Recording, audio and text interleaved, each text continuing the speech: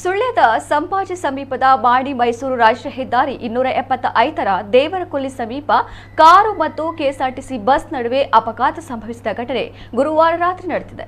Car Sullia ಕಡೆಯಿಂದ ಮೈಸೂರು ಕಡೆ ತೆರಳುತ್ತಿದ್ದರೆ bus ಮೈಸೂರಿನಿಂದ ಮಂಗಳೂರಿಗೆ ತೆರಳುತ್ತಿತ್ತು ಎಂದು ತಿಳಿದು ಬಂದಿದೆ. ಅಪಘಾತದಲ್ಲಿ ಕಾರು ಹಾಗೂ ಬಸ್ಸು ಜಖಂಗೊಂಡಿದೆ. ಕಾರು ಮತ್ತು ಚಾಲಕರ ಧಾವಂತದ ಚಾಲನೆಯೇ ಅಪಘಾತಕ್ಕೆ ಕಾರಣ ಎಂದು ತಿಳಿದು ಬಂದಿದೆ. ಅದೃಷ್ಟವಶಾತ್ ಪ್ರಯಾಣಿಕರು ಪ್ರಾಣಾಪಾಯದಿಂದ ಪಾರಾಗಿದ್ದಾರೆ.